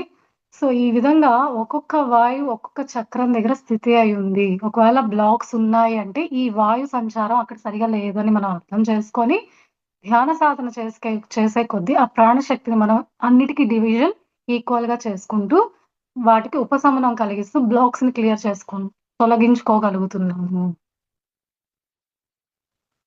అర్థమైందా అండి? ఇంకా ధ్యానానుభవాలు గూడా వస్తుంటాయి. చాలా మందికి ధ్యానం చేశాక ధ్యానానుభవాలు గూడా చాలా మందికొస్తుంటాయి. సో, బిగినర్స్ ఈ విషయం గూడా కొంచెం తెలుసుకో ఉండాలి. లేకపోతే వాళ్ళకి భయపడతారు వాళ్ళు. నాకిలా అనిపిచ్చేసింది, అలా అనిపిచ్చేసింది, అమ్మో! నేను చేయను ధ్యానం అని చెప్పి తెలియకపోతే బిగినర్స్‌కి. కొంచెం అవగాహన అనేది ఉండాలండి. అందుకే నేనెప్పుడు ఇంపార్టెన్సు రాగానే ధ్యానం చెప్పను. వినండి, క్లాస్‌లినండి, సబ్జెక్ట్ నేర్చుకుంటూ ఉండండి కొన్ని రోజులు. ఆటోమేటిక్‌గా తర్వాత మీరే ప్రాక్టికల్స్‌కి మీరు కూర్చోవచ్చు. ఇంట్రెస్టింగ్‌గా కూర్చోవచ్చు. ఒక క్లారిటీతో ముందుకు వెళ్తూ ఉంటారనమాట. సో, మనం ధ్యానం నేర్పించాలి, అందరిని పిలవాలంటే, ఇట్లా క్లారిటీ ఉంటే ఇంకొంచెం ఎఫిషియన్సీ పెరుగుతదని నా ఉద్దేశం అనమాట. నేనెప్పుడు ఇలానే ప్రయత్నం చేస్తూ ఉంటాను. ఎక్కడికి వెళ్ళినా వర్క్‌షాపే కండక్ట్ చేస్తాను నేను ఫస్ట్. వీటి గురించి అవగాహన తెచ్చాకే వాళ్ళని ధ్యానం క్లాసుల్లోకి రమ్మని చెప్తాననమాట. ఓకే. దీనివల్ల వాళ్ళకొక క్లారిటీ ఉంటుంది. అప్పటికప్పుడు వాళ్ళు భయపడకుండా, దీని వెనక ఉన్న పాజిటివ్స్, నెగెటివ్స్ విషయం ఏంటి, ఇవన్నీ తెలుసుకున్నారనుకోండి, వాళ్ళు ధైర్యంగా ఆ ధ్యానం చేయడానికి కూడా ఇష్టపడతారు. ఇప్పుడు ధ్యానానుభవాల్లో రకరకాలుగా వస్తుంటాయి. మీకు కొంచెం అవగాహన ఉండుంటది. ఏవో కలర్‌లు కనపడతాయి, లైట్‌లు కనపడతాయి, ఏదో కదలికలు అనిపిస్తూ ఉంటాయి అని చెప్పి. ఆ! ఎవరెవరో కనపడుతున్నారని. ఇంకొంచెం లెవెల్ పెరిగే కొద్దీ మనకి రకరకాల అనుభవాలొస్తూ ఉంటాయి. ఇవన్నీ కూడా కామనే. మనము సాక్షిగా వాటిని చూడాలి కాబట్టి, వాటిని అనలైజ్ చేయకూడదనమాట. ధ్యానానుభవాల్ని పంచుకోండి. కానీ విశ్లేషించొద్దు. అంటే ఇదెందుకు జరిగింది? ఇదెందుకు ఇలా కనపడింది? దీని మీనింగ్ ఏంటి? ఇలా అనుకోకుండా అవి వస్తూ ఉంటాయన్నమాట. వాటిని మనం చూస్తూ ఉండాలి. ఇవన్నీ ఎందుకొస్తున్నాయి అంటే, మనకి ఆ విశ్వశక్తి మనలోకి వెళ్తూ ఉంది. ఎనర్జీ మనం తీసుకుంటుంటేనే ఈ ఎక్స్‌పీరియన్సెస్ అనేది మనకొస్తాయన్నమాట. అది కొండ గుర్తు. సో, ఏదో ఒక ఎక్స్‌పీరియన్సెస్ ఒస్తున్నాయంటే ఎనర్జీ మనలో పాస్ అవుతుంది. దానికి సింబాలిక్‌గా మనకి ఆ కదలికలు, ఆ కలర్లు, ఆ లైట్లు ఇవన్నీ కూడా మనకి కనపడుతూ ఉంటాయన్నమాట. అర్థమైందా అండి? అందరికి? ఓకే. సో, ఇలాంటి కొన్ని జరుగుతుంటాయి. ఇప్పుడు ఉదాన వాయువు వెళ్ళిందనుకోండి. ఒక ఎగ్జాంపుల్. ఉదాన వాయువు చక్కగా వెళ్తుంది అనుకోండి. ఉదాన వాయువు ఎక్కడుందని చెప్పాను? విశుద్ధలో. చాలా మందికి పైన కదలికలొస్తూ ఉంటాయి ధ్యానంలో. అది ఉదాన వాయు సంచారం అనుభవం అన్నమాట. అంత మ్యాచ్ చేసుకోవచ్చు మనం. ఉదాన వాయువు యొక్క కదలికలు ఈ మాడు దగ్గర అనిపిస్తుంది అంటే, మీకు ఉదాన వాయు సంచారం అక్కడ హీలింగ్ అక్కడేదో బ్లాక్ ఉన్నట్టుంది. అక్కడ క్లియర్ అవుతుందని మనం తెలుసుకోవాలి. అలానే సమాన వాయువు మణిపూరక చక్ర దగ్గర ఉంటది కదండీ! మీకేదో ఆకలేస్తది. ఎక్కువ కొంతమందికి ధ్యానం చేశాక అసలు ఆకలి పోతది. లేదంటే ఎక్కువ ఆకలేస్తూ ఉంటది. ఈ విషయం గూడా ఒక అనుభవంగా వింటూ ఉంటాం మనం. ఎక్కువ ఆకలేసి తినేస్తారు. లేదంటే అసలు ఆకలే అవ్వదు. అంటే అది మణిపూర్‌కి సంబంధించిన వాయువు. అక్కడేంటి సమాన వాయువుకి సంచారం జరుగుతుంది. అందువల్ల ఈ అనుభవం వస్తుంది మనకి. ఇలా మ్యాచ్ చేసుకోవచ్చు. అపాన వాయువు కొంతమందికి చాలా అంటే సీనియర్‌గా ఎళ్ళే కొద్దంట మెడిటేషన్ చేసినప్పుడు మోషన్స్ అవుతాయంట. అందరికి అవ్వదు. కొంతమందికి మోషన్స్ అవుతాయి. అది కూడా ఒక అనుభవం అంట. అది కూడా ఒక ధ్యానానుభవం. అంటే నీకక్కడ క్లియర్ అయిపోతుంది. ఎలిమినేషన్ ప్రాసెస్ జరిగి నీకు హీలింగ్ జరుగుతుందని నువ్వు ధైర్యంగా ఉండాలి. ఇవన్నీ తెలియక చాలామంది అనుభవాల్లో ఇలా అయిపోతుంది నేను ధ్యానం చేస్తుంటే అని మానేసిన వాళ్ళు చాలా మందున్నారు. అందుకే అవగాహన అనేది చాలా ఇంపార్టెంటు. ఇంకా వ్యానలో ప్రతి ఒక్క కణం యొక్క కదలికల స్పర్శని మనం అనుభవిస్తామంట. ధ్యానానుభవంలో ఏదో కదలికలొస్తున్నట్టు టిప్స్ ఫింగర్స్‌లో, ఇంకా టిప్స్ ఆఫ్ ఫూట్‌లో, అరచేతుల్లో, అరికాళ్ళల్లో టిప్స్‌లో ఏదో కదలికలు, కణాలు కదులుతున్నట్లు స్పర్శ ఫీల్ అవుతామంట మనం. అది వ్యాన వాయు సంచారం వల్ల వచ్చే ఎక్స్‌పీరియన్స్ ఒక ధ్యానానుభవం అది. ఇంకేముందండి? అన్నీ అయిపోయాయా?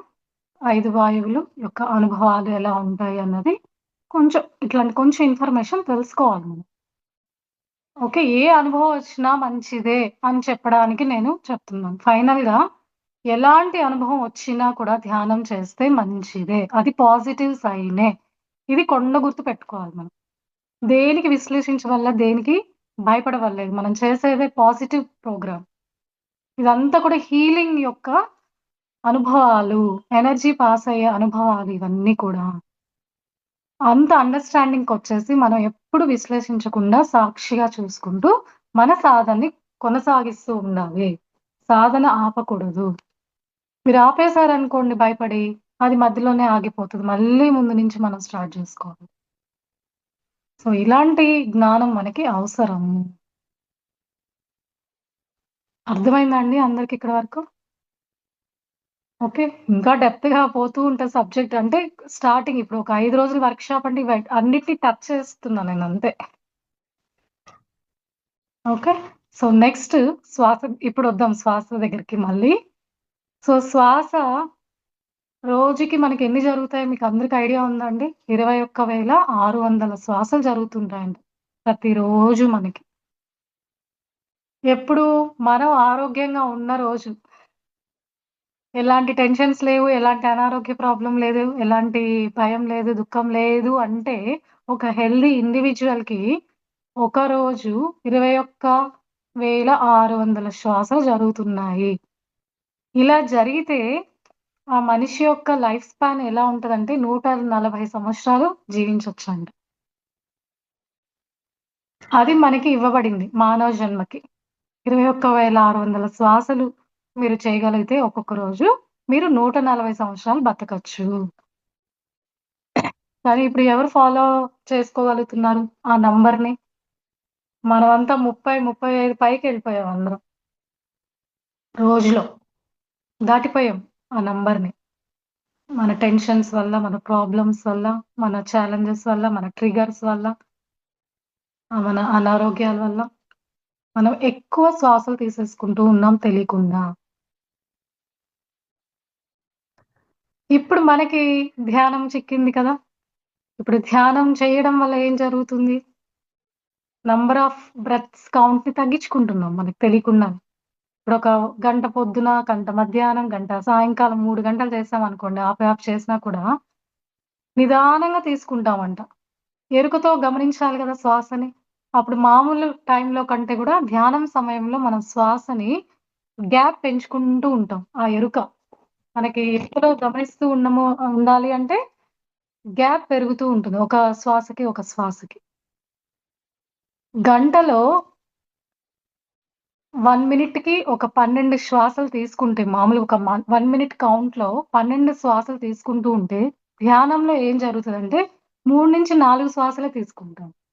ఎంత తగ్గించుకుంటున్నాం చూడండి శ్వాసల కౌంట్‌ని మనం. అందుకే మనకి ఆయుష్‌ని గూడా పెంచుకునే స్థితి మనకి ధ్యానం ఇస్తది. ధ్యానం యొక్క ముఖ్య ఉద్దేశ్యం మనం ఇది గూడా చెప్పొచ్చు మనం. ఎందుకు ధ్యానం చేయాలన్న వాళ్ళకి మనం ఇది ఎక్స్‌ప్లెయిన్ చేయాలి. మామూలుగా మీ శ్వాసల్ని అధికంగా ఖర్చు పెట్టేస్తున్నారు. మనకి బ్యాంక్ అకౌంట్ ఇంత అని మనం ఈ ఈ జన్మలో ఇన్ని శ్వాసలని మనం తెచ్చుకో ఉంటాం దేవుడి దగ్గర అగ్రీమెంట్. కానీ వాటిని ఎంత ఫాస్ట్‌గా వాడేస్తున్నాం అన్నది మన చేతిలో ఉంది. ఓకే. ఇంత అమౌంట్ అని ఉంటదంట మనం తెచ్చుకున్నప్పుడు. దాన్ని ఎంత ఫాస్ట్‌గా వాడేస్తున్నాం, ఎంత తక్కువగా వాడుకుంటున్నాం అని మన దినచర్యను బట్టి, మన తీసుకునే దాన్ని బట్టి డిపెండ్ అయి ఉంటదండి. సో, ఇప్పుడు ధ్యానం వల్ల ఆయుష్‌ని పెంచుకోవచ్చు ఈ విధంగా. ఆ నంబర్ ఆఫ్ బ్రెత్ కౌంట్స్‌ని మనం తగ్గిచ్చేయొచ్చు. యోగులు 2000 శ్వాసలు తీసుకుంటారంట. చూడండి ఎంత తక్కువ. హిమాలయన్ యోగీస్ అక్కడ వాళ్ళు చాలా ఏళ్ళు బతుకుతూ ఉంటారక్కడ అందరూ. వాళ్ళ కౌంట్ ఎంత తెలుసా అండి? రోజుకి 2000 శ్వాసలే. ఇంక చూడండి వాళ్ళు ఎన్నేళ్ళు బతుకుతున్నారో. వాళ్ళకి విశ్వశక్తి ఎక్స్‌పెండిచర్ గూడా లేదు. ఫ్యామిలీ లేదు, ఏమి లేదు. వాళ్ళు తీసుకున్న శక్తి అలానే వాళ్ళు సేవ్ చేసుకుంటూ, వాళ్ళ లైఫ్ స్పాన్‌ని పెంచుకుంటూ, శ్వాసలను తగ్గించుకుంటూ, యాక్టివ్‌గా శక్తివంతమైన జీవితాన్ని జీవిస్తూ ఉన్నారు. కానీ మనం పత్రిజీ సార్ మనకేం చెప్పారు? సంసారంలోనే నిర్వాణంలాగా మనం సంసారంలోనే ఉంటూ, చాకచక్యంగా మీరు డీల్ చేసుకొని, ఇక్కడే మనం ఆ నిర్వాణాన్ని పొందాలని మనకి అందిచ్చారనమాట. ఎంత పెద్ద ఛాలెంజ్ మనది. ఇప్పుడు ఫ్యామిలీతోనే ఉంటూ, మన విశ్వశక్తిని కాపాడుకుంటూ, ఆ శ్వాసల్ని తగ్గించుకుంటూ, మనం ఎరుకతో ఉంటే, మనకు కూడా రిజల్టొస్తది.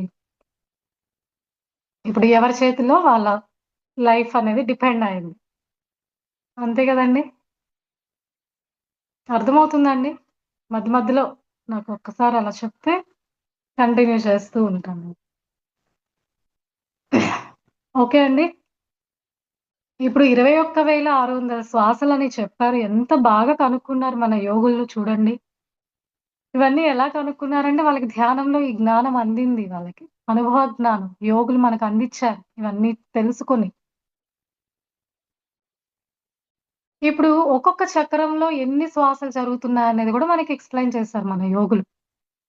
ఈ 21,600 శ్వాసలు నోట్ చేసుకోండి. ఇవన్నీ కూడా చాలా ఇంపార్టెంట్ ఇన్ఫర్మేషన్ మనకు తెలిస్తే మనకి చక్కగా ఒక క్లారిటీ ఉంటుంది మనకి.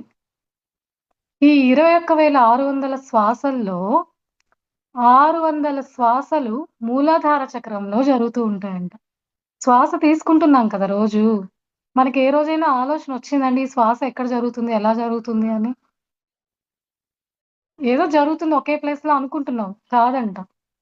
మూలాధార చక్రంలో శ్వాసలు 600 శ్వాసలు మూలాధార చక్ర స్థితిలో జరుగుతూ ఉంటదంట. అంటే మన శ్వాస మార్నింగ్ సన్ రైజ్ అవుతది కదండీ! 6-6-6:40 టైం వరకు సన్ రైజ్ అయినప్పుడు మన శ్వాస ఎక్కడ జరుగుతది అంటే మూలాధార చక్రంలో జరుగుతుంది. మీరు విన్నారు కదా! హంస జపం జరుగుతూ ఉంటుంది ప్రతి చక్రాలు అని విన్నారా లేదా? హంస జపం అంటే ఏమీ లేదు. శ్వాస యొక్క కౌంట్‌లనమాట హంస జపం అంటే. ఈ కౌంటు 600 కౌంట్లు శ్వాసలు జరుగుతూ ఉంటాయంట మూలాధార స్థితిలో. అది మార్నింగ్ సన్ రైజ్ అయినప్పుడు 6-6:40 టైమింగ్స్ కూడా ఇచ్చారు మన యోగులు అందిచ్చారు ఇవన్నీ. 'శ్వాస విజ్ఞాన జ్యోతి' అనే బుక్‌లో ఈ ఇన్ఫర్మేషన్ అంతా ఉంది. 6:40 నుంచి మధ్యాహ్నం 1:40 వరకు స్వాదిష్టానాల శ్వాసలు జరుగుతూ ఉంటాయంట. ఎన్ని శ్వాసలంటే 6,000 శ్వాసలు జరుగుతాయంట. అర్థమైందా అండి? 600 శ్వాసలు మూలాధారలో జరిగితే 6,000 శ్వాసలు ఎక్కడ జరుగుతదండి? స్వాదిష్టానంలో జరుగుతుంది. 1:40 దాకా. దాని తర్వాత 1:40 నుంచి 7:20 వరకు మణిపూరలకు జరుగుతదండి. మణిపూరకలోకి షిఫ్ట్ అయితదంట శ్వాస ప్రక్రియ. అక్కడ గూడా 6,000 శ్వాసలు. మణిపూరకలో గూడా 6,000 శ్వాసలు జరుగుతున్నాయి. స్వాదిష్టానంలో 6,000 జరుగుతున్నాయి. మూలాధారలో 600 మాత్రమే జరుగుతున్నాయి శ్వాసలు. అలా అప్పర్ చక్రాస్‌కి మూవ్ అవుతుంది మన శ్వాస. అంటే డే టైమ్ పూర్తయ్యే కొద్దీ మన శ్వాస ఎక్కడికొస్తుందండి? అప్పర్ చక్రాస్‌కి మూవ్ అవుతుంది మన శ్వాస. అంటే ఇక్కడ అనాహత చక్రంలోకి షిఫ్ట్ అవుతుంది. ఎప్పుడు? 7:20 నుంచి అంటే సన్‌సెట్ సూర్యుడింకా అస్తమించాడు. అక్కడి నుంచి మిడ్‌నైట్ 2:40 వరకు అనాహత చక్రాలో జరుగుతదంట శ్వాస. అక్కడి నుంచి 2:40 నుంచి 3:40 వరకు ఇంచుమించు అక్కడ సు విశుద్ధ చక్రాలో జరుగుతదంట. 3:40 నుంచి 4:50 వరకు. మళ్ళీ ఇక్కడ వ్యయ శ్వాసలు తగ్గిపోతూ వచ్చింది చూడండి. అనాహతలో మళ్ళీ వ్యయ శ్వాసలు జరుగుతున్నాయి. మణిపూరక వరకు 6000, 6000 మళ్ళీ షిఫ్ట్ అవుతుండే కొద్దీ నంబర్ ఆఫ్ బ్రెత్స్ తగ్గిపోతుంది. ఇక్కడ ఎన్ని జరుగుతుంది అంటే మళ్ళీ వ్యయ శ్వాసలకొచ్చేస్తుంది. ఇక్కడ అనాహత, విశుద్ధ. ఇంకా ఆజ్ఞా చక్రాలో మళ్ళీ వ్యయ శ్వాసలే. మళ్ళీ సహస్రారికి చేరుతుంది. ఎప్పుడు? 3:50 నుంచి 6 వరకు. 3:50 కాదండి. 4:50 నుంచి అంటే ఆల్‌మోస్ట్ 5 అవుతుంది. అక్కడి నుంచి 6 వరకు. అక్కడ సహస్రార స్థితిలో శ్వాసలు జరుగుతూ ఉన్నాయి. బ్రహ్మ ముహూర్తం అని ఎందుకు అంటున్నారు అంటే, ఎప్పుడైతే ఈ విశుద్ధ చక్రం నుంచి శ్వాస స్టార్ట్ అయిందో, ఆ టైమింగ్స్ అంతా కూడా బ్రహ్మ ముహూర్తము. అంటే ఇక్కడి నుంచి మన సహస్రారికి దగ్గరలో ఉంటాం కాబట్టి, మన శ్వాస ఇక్కడ జరుగుతూ ఉంటది మనకి. ఆ టైంలో గాని మనం చేయగలిగితే, మనం అనుకున్నవి సాధించొచ్చు. మనం అనుకున్నవి ఫాస్ట్‌గా క్లియర్ చేసుకోవచ్చు అంటూ ఉంటారు. వింటుంటారు గదండీ! బ్రహ్మ ముహూర్తం ధ్యానం మంచిది కదా! మిగతా డేలో కంటే గూడా అని డిఫరెన్స్ మనం వినున్నాం ఆల్రెడీ. ఎందుకు అంటున్నారంటే, ఈ శ్వాస అనేది పైకి జరుగుతూ అప్పర్ చక్రాస్‌కి వచ్చేసింది. శ్వాస పైన చక్రాస్‌లో జరగడం వల్ల నైట్ అంతా కూడా ఆధ్యాత్మికతకు ఇంపార్టెన్స్ ఇవ్వాలి అని చెప్పారు మన యోగులు. డే అంతా కూడా లోయర్ చక్రాస్‌లో శ్వాస ఉంటుంది కదండీ! అది ప్రాపంచిక జీవితానికి కేటాయించండి. ఆ శ్వాసలు లోయర్ చక్రాస్‌లో జరుగుతుంది. సన్ సెట్ అయ్యే వరకు, సన్‌రైజ్ నుంచి 7:20 వరకు అది మన భౌతిక ప్రపంచానికి స్పెండ్ చేయాలన్నమాట. యాక్చువల్‌గా అయితే. మన కుటుంబంతో, మన సజ్జన సాంగతులు, మనం బయట వాళ్ళతో మాట్లాడుకోవడము, మన వంటలు చేసుకోవడం, తినడము, మన పనులు చేసుకోవడం, మనం జాబ్ చేసుకోవడం ఇవన్నీ కంప్లీట్ అయిపోవాలి ఎప్పుడు? సూర్యాస్తమయానికి అయిపోవాలి. అది భౌతిక ప్రపంచానికి అక్కడ శ్వాసలు జరుగుతున్నాయని చక్కగా చెప్పబడిందనమాట. ఇంక 7:20 నుంచి మన ఆధ్యాత్మిక ప్రపంచం కోసం మనం పాటుపడాలి. మన స్వాధ్యాయము, మన ధ్యాన సాధన ఇవన్నీ చేసుకోవడానికి ఆ టైం అన్నమాట. ఎందుకంటే అప్పర్ చక్రాస్‌లోకి షిఫ్ట్ అయిపోయుంటుంది శ్వాస. అందుకే చూడండి నవరాత్రి అంటారు, శివరాత్రి అంటారు. ఎందుకు రాత్రికి అంత ఇంపార్టెన్స్? డేలో చేసుకోకూడదా పూజ అని మనకి డౌట్ వచ్చుంటుంది ఈ విషయం. కొన్ని రాత్రులు స్టార్ట్ చేస్తుంటారు. అంటే ఈ శ్వాస అనేది ఆధ్యాత్మిక ప్రపంచంలోకి వచ్చేసిందన్నమాట.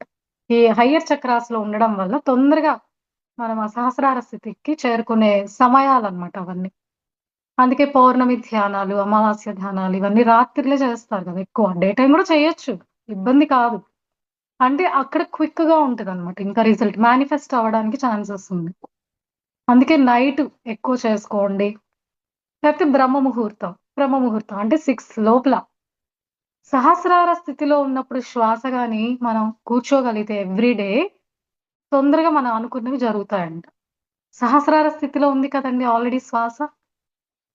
మనం అనుకున్నవి జరగడానికి ఎక్కువ అవకాశం అంట. ఇంక 3:40 నుంచి ఏదైనా చేయొచ్చు. సహస్రార స్థితిలో గూడా కరెక్ట్‌గా 4:50-6 వరకు ఉంది. కనీసం ఆ టైంకైనా మనం లేసి చేయగలిగితే ఎస్పెషల్లీ బిగినర్స్ తొందరగా వాళ్ళకి ధ్యాన స్థితిలోకి వెళ్ళాలన్నా, కొంచెం వాళ్ళకి తొందరగా ఆ ధ్యానానుభవాలు రావాలన్నా, మనకి సారు ఎనీ టైమ్ మెడిటేషన్ చెప్పేసారు. ఏటీఎం ఎనీ టైమ్ మనీ కాదు. ఎనీ టైమ్ మెడిటేషన్ అనమాట. సో, బిగినర్స్‌కి ఇలాంటి టైమింగ్స్‌ని ఫాలో చేస్తే తొందరగా వాళ్ళు ఆ ధ్యాన స్థితిలోకి వెళ్ళే ఛాన్సెస్ అన్నమాట. బాడీ సపోర్ట్ చేస్తది. చేయంగా ఈ టైమింగ్స్ కూడా మనం ఫాలో అవ్వాల్సిన అవసరం లేదు ఖచ్చితంగా. మీరింకెప్పుడు కూర్చున్నా మీరు ధ్యాన స్థితిలోకి వెళ్ళిపోయే అవకాశం ఉంది. తొందరగా ఆ షిఫ్ట్ అనేది జరుగుతది మనకి. లోవర్ చక్రాస్ నుంచి హైయర్ చక్రాస్‌కి మనం వెళ్ళిపోతూ ఉంటాం. అర్థమైందండి? ఈ విషయాలన్నీ తెలుసుకోవాలండి. నెక్స్ట్ ఈ శ్వాస ఏం జరుగుతుంది? ధ్యానంలో ఏం జరుగుతుంది శ్వాస? స్థూలంగా మనం ఫీల్ అవుతున్నాం గదా! ఎరుకతో దాన్ని అబ్జర్వ్ చేస్తున్నప్పుడు స్థూలంగా ఉంది. అంటే మనం ఫీల్ అవుతూ ఉన్నాం ఆ శ్వాసని స్థూలంగా. అది మణిపూరక నుంచి మనం ఫీల్ అవుతూ ఉంటాం మోస్ట్‌లీ. ఇక్కడి నుంచి తీసుకున్నట్లు శ్వాసని అది గమనిస్తున్నట్లు ఒక ఎరుక కనపడుతూ ఉంటుంది మనకి. అది 12 అంగుళాలకు ఉంటదన్నమాట. మనం ధ్యాన సాధన చేసే కొద్దీ ఈ 12 అంగుళాలు 9, 9 అంగుళాల నుంచి 7, 7 నుంచి 5 5-4, 2, 1, 0 అదే శూన్య స్థితికి. శ్వాస ఏం జరుగుతుంది? స్థూలం నుంచి సూక్ష్మంగా మారిపోయే స్థితికి మనం అనుభవంలోకి తెచ్చుకుంటున్నాం. మనం అంటుంటాం గదా! నాకు తర్వాత అర్థం కాలేదు. అసలు శ్వాస గమనిస్తున్నానా లేదా? నాకు శ్వాస ఆడుతుందా లేదా? ఏమన్నా తప్పు చేస్తున్నానా? అన్న ఫీలింగ్‌లోకి కూడా వెళ్తూ ఉంటాం. అంటే ఏం జరిగిందంటే మనం చేసేది కరెక్టే. స్లోగా స్థూలం నుంచి సూక్ష్మంగా మారిపోతుంది ఆ శ్వాస. ఓకే. అది ఇక్కడ బ్రుకిటి మధ్యలో నిలబడినప్పుడు మనం ఆ మనసు శూన్యాన్ని చేసేసుకున్న సమయంలోనే మనకు ఆ బ్రహ్మరంధ్రం ఓపెన్ అయ్యి మనం విశ్వశక్తిని తీసుకుంటాము. ఈ శ్వాస తగ్గిపోయే కొద్దీ మనకి ఈ మధ్యలో అనుభవాలు రావడము, ఇలాంటివన్నీ జరుగుతూ ఉంటాయి. శ్వాస తగ్గే కొద్దీ మధ్యలో జరిగే ప్రాసెస్సే అన్నమాట ఇదంతా అనుభవాలు. ఎప్పుడైతే మనం విశ్వశక్తిని తీసుకుంటూ ఉంటామో అప్పుడు ఇంక మనకి లోపల మనకి స్వస్థత వస్తూ ఉంటది. ఆ నాడీ మండల శుద్ధి జరుగుతూ ఉంటుంది. బ్లాక్స్ తొలగిపోతూ ఉంటాయి. సో, దీన్ని బట్టి మనకేమర్థమవుతుంది? ధ్యానం చేస్తే ఇన్ని లాభాలా? ధ్యానం చేయాలి కదా మరి. అసలు ఎంత ఇంపార్టెన్స్ ఉందో ఇప్పుడు మనకర్థమవుతుంది. అసలిది చెయ్యట్లేదు గదా! ఇప్పుడు ఎవరు రావట్లేదు ఇందులో. వాళ్ళ ఆత్మస్థితికి వాళ్ళు తప్పదు వాళ్ళకి. భావచక్రం అనేది వాళ్ళకి తిరుగుతూనే ఉంటుంది. ఎదిగే కొద్దీ వాళ్ళ ఆత్మస్థితి ఈ ధ్యానాన్ని పట్టుకుంటారు. మనుష్యానాం సహస్రేషు. కానీ కొంతమందే ఇందులోకి వస్తారు. ప్రయత్నం చేస్తారు. ఆ కొంతమందిలో ఒక్కరే నన్ను చేరతారు అని మనకి భగవద్గీతలో కృష్ణుడు చెప్పిన శ్లోకం ఉంది. అలా ఒక్కరైన వాళ్ళే సాయిబాబా, జీసస్ క్రైస్ట్, కృష్ణ పరమాత్మ ఇలా పెద్ద పెద్ద దేవుళ్ళని మనం ఎవరైతే చెప్పుకుంటున్నామో వీళ్ళందరనమాట. ఆ స్థితికి వెళ్ళే అవకాశం మనందరికి కూడా ఉంది. మనం ఇంకా జర్నీలో ఉన్నాము. ఆత్మ యొక్క లక్ష్యం మళ్ళీ పరమాత్మగా మారడమే ఆత్మ యొక్క లక్ష్యం ఈ భూమి మీద. ఇదొక రోలర్ కోస్టర్ అన్నమాట. ఫస్ట్ కూర్చుంది రోలర్ కోస్టర్‌లో. తిరిగి మళ్ళీ కింద వచ్చినట్లు తన నిజ స్థితికి మళ్ళీ పరమాత్మ తత్వంతో వచ్చింది. పరమాత్మ తత్వంలో మళ్ళీ లీనమైపోయే ప్రక్రియ భవచక్రంలో తిరిగి మళ్ళీ పరమాత్మ స్థితికి తన ఆత్మ జ్ఞానంతో ఎదుగుతూ పరిపూర్ణత్వాన్ని సిద్ధించుకుంటది ఆత్మ. ఓకే అండి. ఈ విధంగా చెప్పుకుంటూ ఉంటే వస్తా ఉంటుంది. ఇవాళ క్లాస్‌కి ఇది చాలండి. మళ్ళీ కన్‌ఫ్యూజ్ అయిపోతారు. సో, రకరకాలుగా అన్ని విషయాలు మనం తెలుసుకున్నాము ఇవాళ. శ్వాస గురించి ఈ మాత్రం తెలుసుకుంటే మనకి ఒక అవగాహన ఉంటుంది. 21,600 శ్వాసలు ఈ విధంగా డివైడ్ అయింది. ఈ టైంలలో ఈ స్థితిలో ఉంటుంది. ఈ చక్రంలో జరుగుతున్నాయి. ఎందుకు రాత్రికి ఇంపార్టెన్స్ ఉంది? బ్రహ్మ ముహూర్తానికి ఎందుకు ఇంపార్టెన్స్ ఉంది? సోల్ యొక్క జర్నీ ఏంటి? సోల్ యొక్క స్థితులేంటి? ఇంకొకటి కూడా మీకు చెప్పాను. ఈ చక్రాలు ఒక్కొక్కటి మూలాధార స్థితి అంటే అది భూమి తత్వంతో ఉంటది. స్వాదిష్టానాలో నీరు తత్వంతో ఉంటుంది. మణిపూరక అగ్ని తత్వంతో ఉంటుంది. నెక్స్ట్ అనాహత గాలి తత్వము. విశుద్ధ ఆకాశ తత్వము. ఇంకా ఆజ్ఞ అనేది థర్డ్ ఐకి సంబంధించింది. సహస్రార అన్నది ఎన్‌లైట్‌మెంట్‌కి సంబంధించిన స్థితి. అంటే ఇండైరెక్ట్‌గా పంచభూతాలతో మనం లింక్ అయి ఉన్నామని చెప్పుకున్నాం గదా! మన శరీరం అట్లా నిర్మితమైంది గదా! మన చక్రాల్లో కూడా ఆ గుణాలున్నాయి. మూలాధార స్థితిలో ఆత్మ కొన్ని సంవత్సరాలు గడుపుతూ ఉంటదంట. మూలాధార స్థితిలో ఉన్నప్పుడు ఆత్మస్థితి ఎలా ఉంటదంటే, నేను శరీరం అన్న స్థితిలో ఉంటదంట. నేను ఆత్మను కాదు అన్న స్థితిలో ఆత్మ గడుపుతూ ఉంటుంది మూలాధారలో. కొంచెం ఎదిగిన తర్వాత నెక్స్ట్ స్వాధిష్టానికొచ్చాక నేను భార్యని, నేను భర్తని, నేను తల్లిని, నేను తండ్రిని, నేను ఫలానా అని ఐడెంటిటీ ఇచ్చుకుంటూ ఉంటారంట. ఆ స్థితి స్వాధిష్టాన స్థితి అన్నమాట. ఆత్మ దశల్లో. అలా కొన్నేళ్లు గడిపాక మణిపూరకొచ్చాక నేను డాక్టర్‌ని, నేను ఇంజినీర్‌ని, నేను పోలీస్‌ని, నేను లాయర్‌ని అని పట్టాలు, చదువు ఐడెంటిఫికేషన్ చేసుకుంటూ ఇలాంటి వాటిల్లో ఎక్కువ స్థితిలో ఉంటదన్నమాట ఆత్మ. అంతే. ఈ మూడిటి వరకు భౌతిక ప్రపంచానికి సంబంధించినవి. నేను శరీరాన్ని, నేను భార్యని, నేను భర్తని, నేను తండ్రిని అని ఐడెంటిఫై చేసుకోవడం. నేను టీచర్‌ని, నేను లాయర్‌ని అని డిజిగ్నేషన్స్ ఇచ్చుకోవడం. ఈ 3 కూడా భౌతిక స్థితిలో ఉన్న ఆత్మ దశలు. ఎప్పుడైతే అనాహతకి షిఫ్ట్ అయిందో, సైలెంట్ అయిపోతది ఆత్మ. అసలేంటిదంతా? ఏంటిదంతా? దీనికి మించి ఏదో ఉంది. నేనివి కాదు. నేను శరీరాన్ని కాదు. నేను పలానా కాదు. ఇవన్నీ నాకు ఇంపార్టెంట్ కాదు. ఈ పట్టాలు అని సైలెంట్ అయిపోతది అనాహత స్థితిలో ఉన్నప్పుడు ఆత్మ. అలా కొన్ని జన్మలు దాటాక అనాహత నుంచి విశుద్ధికి చేరుతుంది ఆత్మ. అక్కడ తనకి తెలిసిపోతది. కర్మ ప్రక్షాళన చేసుకుంటూ ఉంటది. మంచి మంచి కార్యక్రమాలలో పార్టిసిపేట్ చేస్తూ ఆత్మకు సంబంధించి కర్మ ప్రక్షాళన చేసుకుంటూ ఉంటుంది ఆత్మ. ఇదంతా కూడా ఇంకా ఆధ్యాత్మిక ప్రపంచంలోకి వచ్చేసినట్లు. సో, దీన్ని బట్టి మనందరం ఇప్పుడు ధ్యానం చేస్తున్నాము. ఇంత జ్ఞానాన్ని మనం తెలుసుకుంటున్నామంటే మనం ఏ స్థితులలో ఉన్నామండి? అనాహత నుంచి ఉన్నట్లే లెక్క. మనం నమ్ముతున్నాం కదా ఇవన్నీ. మనం ఆత్మ అని నమ్ముతున్నాము. మనం ఇంకేదో అని తెలుసుకుంటున్నాము అని ఒక ప్రయత్నం చేస్తున్నామంటే మనకి ఛాలెంజెస్ కూడా వాళ్ళతో కంపేర్ చేస్తే మనకే ఎక్కువుంటాయి. ఇది కూడా గమనించుకోవాలి. చాలామంది అంటుంటారు, మంచి వాళ్ళకే ఎప్పుడు కష్టాలండి. వాళ్ళు నాకన్నా ఘోరంగా ఉంటారు. వాళ్ళకేం లేదు. అదేంటి ఇంత డిఫరెన్స్ ఉంది వాళ్ళకి నాకంటే, నువ్వు చదివే కొద్దీ నీకు పరీక్షలెక్కువుంటాయి. ఇది గూడా మనం గుర్తుపెట్టుకోవాలి. ఇది గూడా క్లారిటీ తెచ్చుకోవాలి. మంచి వాళ్ళకే ఎక్కువ ఛాలెంజెస్ ఒస్తాయి. ఎక్కువ ప్రాబ్లమ్స్ చుట్టుముడతాయి. అంటే నిన్ను స్ట్రాంగ్ చేస్తూ ఉంది నీ ఆత్మ. మనం ఇంక దగ్గరలో ఉన్నాము. దగ్గరగా ఉన్నాం. పరమాత్మకు చేరే డిస్టెన్స్ తక్కువుంది మనకి వాళ్ళకి. వాళ్ళకి ముందుంది ముసళ్ళ పండగ అన్నమాట. మనం అవి దాటి మన ప్రాబ్లమ్స్‌ని మనం ఎక్కువ తెచ్చుకుంటూ ఉండడం అనేది గూడా జరుగుతది. అందుకే మనకి ఇప్పుడు ఈ టైంలోనే మనకి ధ్యానం గూడా అందుద్ది. అంత చక్కగా ఆత్మే డిజైన్ చేసుకుంటదంట. ఈ విధంగా దశల ప్రకారం అది డిజైన్ చేసుకుంటది ప్రాబ్లమ్స్‌ని కూడా. మన వాస్తవానికి మనమే కారణం అన్న సెంటెన్స్ కూడా మీరు ఎప్పుడు వింటూ ఉంటారు. మన ఆత్మే ఇవన్నిటిని తెచ్చుకుంటది అది ఎదుగుతూ ఉండడానికి. దానికి మంచి లేదు, చెడు లేదు. ఎదగాలి అంతే ఆత్మ. అందువల్ల ఈ ఛాలెంజెస్‌ని ఎక్కువ తెచ్చుకుంటూ అది స్ట్రాంగ్ అవుతూ ఉంటది. శిల్పంగా మారుతూ ఉంటది. ఎన్‌లైటన్‌మెంట్‌కి దగ్గరగా అవుతూ ఉంటది. కాబట్టి వాళ్ళతో కంపేర్ చేస్తే మనకే ఎక్కువుంటాయి. అప్పుడు మనం ఫీల్ అవ్వకూడదనమాట.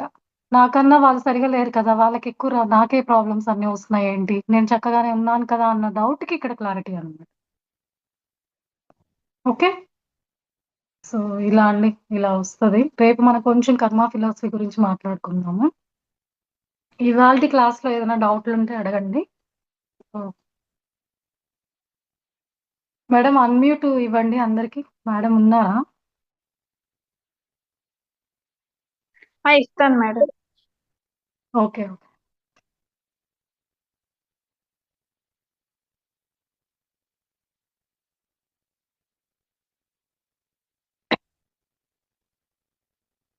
కొత్త వాళ్ళు వేదిక మేడం, శిల్పా సుందరి మేడం, అశ్విని మేడం. వీడియోస్ ఇప్పుడు ఆన్ చేసుకోండి. క్లాస్ అయిపోయింది. ఇప్పుడు ఆన్ చేసుకోండి. కనీసం చూద్దాం. మనమే కదండీ లేడీస్ అందరం. చూస్తూ ఉంటే బావుంటుంది. చిన్న ఎవరు వెళ్తారు? రెస్పెక్ట్ అనుకోండి, ఏమైనా అనుకోండి. ఇలా చూస్తూ ఉంటే మాకు కూడా ఎనర్జీ బావుంటుందనమాట. మన కోసం వచ్చి చెప్తున్నప్పుడు ఒకరు, వాళ్ళకి మనం ఒక చిన్న రెస్పెక్ట్ అని కూడా అనను నేను. ఏంటంటే బావుంటుంది. కనెక్షన్ బావుంటుంది. ఇది అందరూ అర్థం చేసుకొని వీలైతే మాత్రం ఖచ్చితంగా వీడియోస్ ఆన్ చేసుకోండి. సరే అండి. ఓకే అండి. థాంక్ యూ సో మచ్ మరి.